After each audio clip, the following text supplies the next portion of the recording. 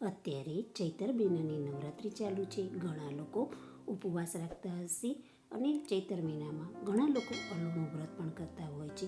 તો આજે વ્રતમાં ખવાય તેવી ફરાળી કુલ્ફી બનાવીશું, જે બનાવવી એકદમ ઇઝી છે અને 10 જ મિનિટમાં તૈયાર થઈ જાય છે. ખાલી ઠરવામાં જ ટાઈમ લાગે છે. તેના માટે સૌપ્રથમ મિક્સર જારમાં થોડા મખાના, 4 થી 5 નંગ બદામ અને 10 થી 15 નંગ જેવા કાજુ લઈ પીસી પાવડર બનાવી લઈશું.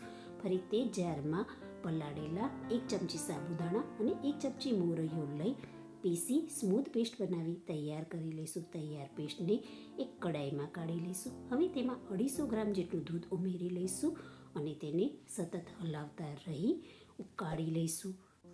મિશ્રણ 5 થી 10 મિનિટમાં જ ઘટ થઈ જશે. તેમાં સ્વાદ અનુસાર ગોળ અથવા ખાંડ મિલાવી લઈશું અને તેને ગોળ ઓગળે ત્યાં સુધી હલાવતા રહીશું.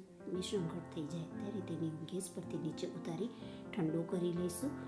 એક નાની સાઈઝની સકરટેટી લઈ ઉપરથી થોડો કટ આપી ચક્કુની મદદથી વચ્ચે થોડુંક કટ આપી દઈશું અને ચમચીથી બીજ બધા કાઢી અને સકરટેટીને ક્લીન કરી લઈશું.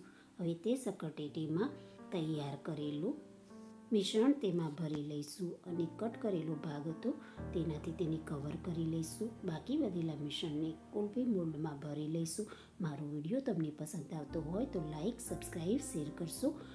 મોલ્ડમાં મિશ્રણ ભરાઈ જાય ત્યારે તેને 8 કલાક માટે ડીપ ફ્રીઝરમાં સેટ કરવા માટે મૂકી દઈશું.